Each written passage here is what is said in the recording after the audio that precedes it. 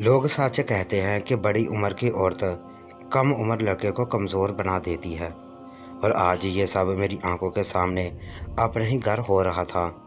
میرے چچا کافی خوبصورت اور جوان تھے اور ابھی تک غیر شادی شدہ تھے۔ میرے ابا سرکاری ملازم تھے اور اکثر گھر سے باہر ہی رہتے تھے۔ ایک رات 2 بجے کا وقت تھا جب پیاس کی شدت سے میری آنکھ کھلی تو اماں کے کمرے سے آواز آئی۔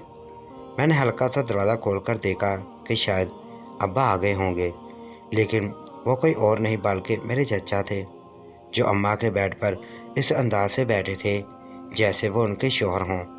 میں یہ دیکھ کر حیران ہو گیا اور چھت پر چلا گیا۔ صبح ناشتہ کرنے نیچے آیا تو اماں باتھ روم سے نہا کر نکل رہی تھی۔ رات کو چچا نے میری عمر 13 سال ہے۔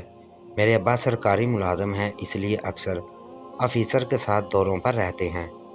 2-3 دن تک گھر نہ آتے۔ گھر میں میرے علاوہ نانی، امی اور چچا تھے۔ سکول سے واپس آ کے کھانا کھا کے میں کچھ دیر آرام کرنے اپنے کمرے میں چلا جاتا اور شام میں ہوم ورک کرتا۔ کچھ دیر کے بعد باہر کھیلتا اور ڈنر کر کے سو جانا روٹین تھی۔ نانی تمام دن اپنے کمرے میں عبادت کرتی رہتی، امی کچن میں اور چچا MA فلی کی تیاری کر رہے تھے۔ زندگی بہت ہموار راہ پہ بے فکری کے عالم میں پرسکون گزر رہی تھی۔ نہ کوئی اندیشہ تھا نہ ڈر، لیکن اچانک زندگی میں وہ شخص تیار کیا جس کا میں کبھی تصور نہ کر سکتا تھا۔ ہوا کچھ یوں کہ اتوار کا دن تھا۔ میں کچھ لیٹ جاگا تھا۔ فریش ہو کے ناشتہ کرنے کے لیے ڈائننگ ٹیبل پہ آیا تو امی کے کمرے سے باتوں کی آوازیں آ رہی تھیں۔ مجھے لگا رات کو دیر گئے ابا آ گئے ہیں۔ دل ہی دل میں بہت خوش ہوا اور سوچا آج ناشتہ ابا کے ساتھ کروں گا۔ ان کے کمرے کی جانب بڑا تو محسوس کیا یہ ابا کی آواز نہیں۔ کمرے کا دروازہ تھوڑا سا کھلا تھا۔ میں نے جھانک کے دیکھا تو میرے ہوش اڑ گئے۔ جس حالت میں نے امی اور چاچو کو دیکھا اسے بیان کرنا مجھے زیب نہیں دیتا۔ مجھے اپنی آنکھوں پہ یقین نہ آ رہا تھا۔ 100 بار اس حقیقت کو تسلیم کرنے سے انکار کے باوجود بھی حقیقت کو جھٹلایا نہیں جا سکتا۔ دماغ کی نسیں پھٹنے لگی تھی۔ وہاں مزید کھڑا ہونا میرے لیے ناقابل برداشت تھا اور میں ناشتہ کیے بغیر اپنے کمرے میں چلا گیا۔ کئی گھنٹے خود کو کمرے میں باندھ رکھا۔ امی پوچھنے کو آئی،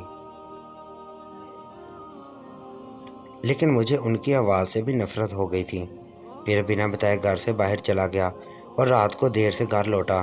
اب دن بدن مجھ میں تبدیلی آتی جا رہی تھی۔ میرے سامنے امی اور چاچو بالکل نارمل رہتے، لیکن اب میں نارمل نہیں تھا۔ میرے لیے دونوں برابر کے قصوروار تھے۔ چاہتے ہوئے بھی وہ منظر میری آنکھوں سے اوجھل نہ ہو پاتا۔ ابا آئے تو میں ان سے بھی نظر نہ ملا سکا، لیکن امی نہ جانے کیسے ان سے نظر ملا لیتی۔ وہ ابا کو دھوکہ دینے کے ساتھ ساتھ خود کو بھی دھوکہ دے رہی تھی۔ میری توجہ پڑھائی سے ہٹ گئی اور میں ہر وقت چڑچڑا رہتا۔ امی سے بات چیت بھی کم کر کے ان کا ہاتھ کا کھانا پینا بھی چھوڑ دیا۔ کچھ دن کے بعد مجھے یہ معلوم ہوا کہ میرا کوئی بھائی یا بہن آنے والا ہے، تو یہ بات جیسے مجھ پر بجلی بن کر گری۔ 100 طرح کے خیالات نے میرے اندر جنم لیا۔ ابا بہت خوش تھے، امی کا پہلے سے زیادہ خیال رکھتے، لیکن مجھے اس بات کی خوشی نہ تھی بلکہ دکھ تھا۔ لیکن امی کو تو جیسے اس بات کی فکر ہی نہ تھی کہ بچہ جائز ہے یا ناجائز۔ خیر جیسے تیسے کر کے وقت گزر لی اور اب وہ لڑکا پیدا ہوا۔ ابو اور امی نے بہت کوشش کی کہ اسے پیار سے اٹھاؤں، لیکن مجھے اس سے گھن آتی تھی۔ وہ بڑا ہوتا گیا اور اس کے ساتھ ساتھ نفرت بھی بڑھتی گئی۔ میں FA کر چکا تھا۔ نانی کے انتقال کے بعد گھر میں میرا دل نہیں لگتا تھا۔ میرے گھر کے برابر میں شاکر بھائی رہتے تھے۔ وہ 5 سال سے جاب کے سلسلے میں اٹلی میں رہتے تھے۔ میں نے ابا سے کہا ان سے بات کر کے مجھے ان کی نگرانی میں اٹلی بھیج دے۔ میں یہاں پہ نہیں رہنا چاہتا۔ ابا ویسے بھی میری حال سے پریشان تھے۔ انہوں نے اسی میں بہتری جانی، سارے کاغذات مکمل کروا کے میرے جانے کا بندوبست کرنے لگے اور مجھے شاکر بھائی کے ساتھ اٹلی روانہ کر دیا۔ وہاں جا کے میری طبیعت کچھ بہتر ہو گئی کیونکہ میں نحوست بھرے گھر سے نکل چکا تھا۔ یہاں مجھے امی اور چاچو کا منافقانہ پن نہیں دیکھنا پڑتا تھا۔ ہفتے میں 1-2 بار ابا کو کال کر کے خیریت معلوم کر لیا کرتا، لیکن امی کال ریسیو کرتی تو میں کاٹ دیتا۔ میں نے اپنی تعلیم جاری رکھی اور ساتھ ساتھ جاب بھی تلاش کرتا رہا تاکہ شاکر بھائی پہ بوجھ نہ بنوں और कुछ अरसे में अच्छी पोस्ट पर फायज हो गया और तनख्वाह अब्बा को भेजने लगा। शाकर भाई साल में एक बार पाकिस्तान लाजमी जाते और अब्बा से मुलाकात भी होती। इस बार जब आए तो बहुत खामोश रहे और मुझसे पूछते फिर रहे थे। मेरे पूछने पर बताया कि तुम्हारे अब्बा की तबीयत बहुत ख़राब रहती है और साथ ये भी बताया कि तुम्हारी अम्मी ने तुम्हारे अब्बा को छोड़ दिया है और दूसरी शादी कर ली है।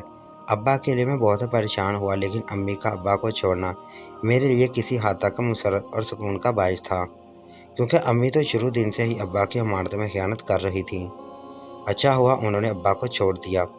अभी मैं ये सोच ही रहा था कि शाकर भाई बोले, ये नहीं पूछो कि तुम्हारी अम्मी ने दूसरी शादी किससे की है। मैंने सर झुका लिया। उन्होंने मुझे कंधे से पकड़ा और बोले, तुम्हारे चाचू से। मेरी आंखें नम थी और ज़ुबान को ताला लग चुका था। मैं शाकर भाई को कैसे बताता कि मैं कब से इस अजाब को अपने दिलो दिमाग में बसाए जीता रहा हूँ। और वो दिन मेरे लिए क़यामत से कम ना था जब मैंने उन्हें हद से तजावज़ करते देखा और इस बात का जिक्र किसी से किए बगैर अंदर ही अंदर घुटता रहा। मैं बिना कुछ बोले वहाँ से चला गया और कुछ देर कमरे से बाहर ना आया। शाकर भाई रात को खाना लेकर मेरे कमरे में आए और अर्ज़ की वो मेरे बगैर खाना नहीं खाएंगे, तो मैंने मजबूर होकर उनका दिल रखने के लिए खाना खा लिया। इसी दौरान मुझे अब्बा का ख्याल आया कि अब्बा उस वक्त अकेले होंगे और ख्याल रखने वाला भी कोई ना होगा। मैंने शाकर भाई से कहा कि मुझे अब्बा को यहाँ अपने पास बुलाना है। शाकर भाई ने कहा, ज़रूर, मैं भी यही चाहता हूँ। और इसी तरह कुछ महीने के प्रोसेस के बाद अब्बा को मैंने अपने पास बुला लिया। अब उनका ख्याल मैं खुद रखता हूँ।